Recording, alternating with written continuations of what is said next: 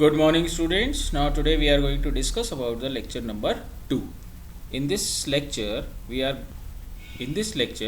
going to study about the remaining points that are being needed for the informal design guidelines. So the third point for the informal design guidelines of relational model clearly describes about the null values in tuples. So you can see clearly here that we are having certain null tuples that clearly define, that describe that how we are going to define, how we are going to utilize the concept of the null tuples. That means whenever we say about the good design, then it must not have null values in the tuples. That means we are having a guideline that clearly provide that the relation should be designed such that their tuples will have few null values as possible. Secondly, attributes that are null frequently could be placed in a separate relation. So to avoid the null values inside in the tuples, then only we can say that our relation is good in design. Secondly, attributes that show that they are having the null values for their tuples should be separated from the main table. That means हमारे पास अगर null values किसी भी relation में होती हैं किसी tuples की, तो हम उन attributes को जिनकी values null होती हैं उनको अलग कर देते हैं उस table से. क्योंकि null value का मतलब क्या है? null कब होता है हमारे पास? या तो attribute की value इनवैलिड है, एट्रीब्यूट एप्लीकेबल नहीं है, या इनवैलिड है, या फिर एट्रीब्यूट की वैल्यू अननोन है, या फिर वैल्यू नोन है लेकिन उसकी वैल्यू अवेलेबल नहीं है, अनअवेलेबल. तो हमारे पास तीन गाइडलाइंस, थर्ड नंबर की गाइडलाइन यही बताती है कि हमारे पास कभी भी नल वैल्यू नहीं होनी चाहिए. अगर आप नेक्स्ट पॉइंट देखें तो हमारे पास आता है generation of spurious tuples. Null values की बात हमने करी तो हमने देखा कि नल वैल्यूज़ हमारे पास नहीं होने चाहिए. उसी तरीके से हमारे पास स्पूरियस टपल्स मतलब हमारे पास ऐसे टपल्स कि जब हम दो टेबल्स को जोड़ते हैं, ज्वाइन करते हैं, तो एक नया टेबल बनता है. नए टेबल के अंदर कुछ वैल्यूज़ हमारे पास स्पूरियस मतलब रिडंडेंसी की आ जाती हैं. तो हमारे पास फोर्थ गाइडलाइन जिससे हम चेक करते हैं वो यही कहती है कि किसी भी रिलेशन में स्पूरियस टपल्स नहीं होने चाहिए. तो bad designs for relational database में result in erroneous result for certain join operation. हम अगर बैड डिज़ाइन होगा रिलेशनल डेटाबेस का तो इसका मतलब उसमें एरर है और जॉइन ऑपरेशंस के लिए वो काम नहीं कर रहा है. इसी तरीके से लॉसलेस जॉइन हमें ये बताता है कि guarantee meaningful results for join operation. अब मैं अगर गाइडलाइन की बात करूं तो मेरे पास फोर्थ गाइडलाइन यही कहती है कि रिलेशन को इस तरीके से डिज़ाइन करना चाहिए कि वो जॉइन कंडीशन को प्रॉपरली डिज़ाइन करे, उसके अंदर लॉसलेस जॉइन नहीं होना चाहिए. सेकेंडली, कोई भी स्पूरियस टपल्स नहीं होने चाहिए जिससे कि नेचुरल जॉइन आसानी से क्रिएट किया जा सके. तो नेचुरल जॉइन से हम ये चेक कर सकते हैं कि वो रिलेशनल डेटाबेस एक्यूरेटली डिज़ाइंड है कि नहीं है. अब अगर हमारे पास स्पूरियस टपल्स की बात करें तो इनके अंदर दो इंपॉर्टेंट प्रॉपर्टीज़ होती है जो कि हम चेक करते हैं, जो कि होती है डिकम्पोजिशन की. अगर हमारे पास लॉसलेसनेस है करस्पॉन्डिंग जॉइन की या फिर प्रिजर्वेशन है फंक्शनल डिपेंडेंसी की, तो हम उसे आसानी से चेक कर सकते हैं.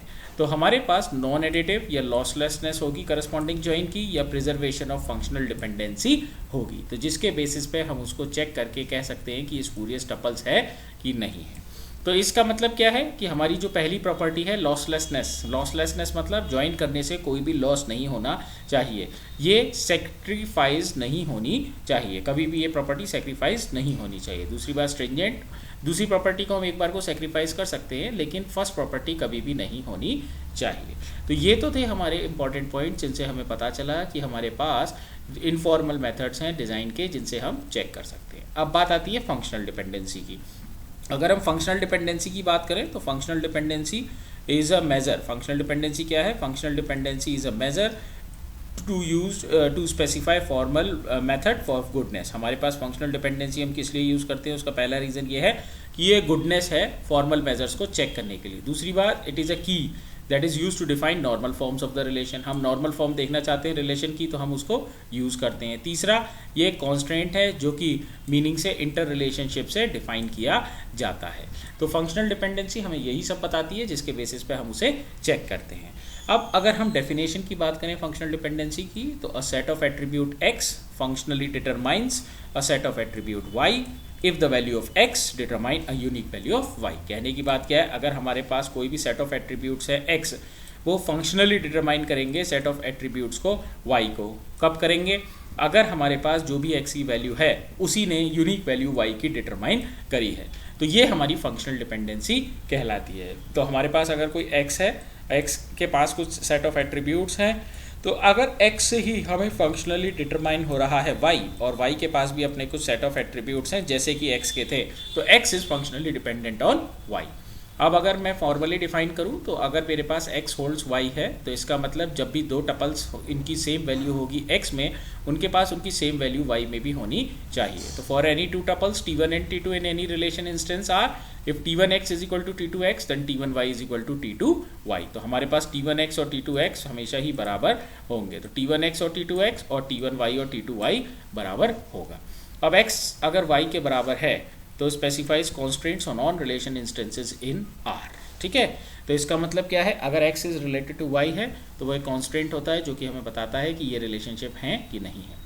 अब अगर हम एग्जाम्पल की बात करें फंक्शनल डिपेंडेंसी को चेक करने के लिए, तो हमारे पास सबसे पहला एग्जाम्पल है, आप देख सकते हैं कि सोशल सिक्योरिटी नंबर हमेशा ही एम्प्लॉय के नेम को डिटरमाइन करता है। तो हम कह सकते हैं कि SSN is related to E name और SSN is deriving the E name और SSN is dependent on E name. इसी तरीके से अगर हम प्रोजेक्ट नंबर की बात करें तो project number determines project name and location.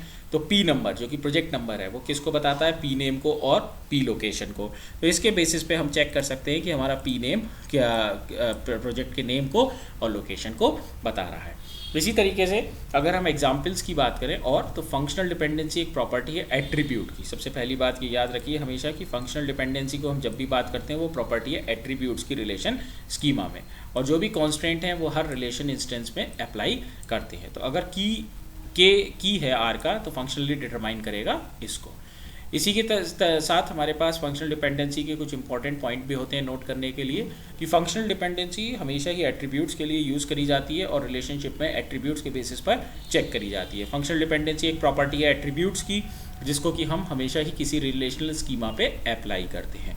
तीसरी बात, अगर हमारे पास कोई भी रिलेशन गिवन है तो उस रिलेशन में हम ये कंक्लूड करेंगे कि फंक्शनल डिपेंडेंसी मिल भी सकती है एट्रीब्यूट्स के बीच में या नहीं भी मिल सकती है, क्योंकि हमारे पास कोई एल्गोरिथम, कोई फॉर्मूला, कोई मेथड, कोई टेक्निक नहीं है कि हमेशा ही हम सिर्फ देखते ही कह देंगे कि इस रिलेशनल स्कीमा में हमें फंक्शनल डिपेंडेंसी मिलेगी या नहीं मिलेगी। तो इसलिए हम हमेशा ये नहीं कह सकते हैं। With this the lecture number 2 ends. Okay, thank you.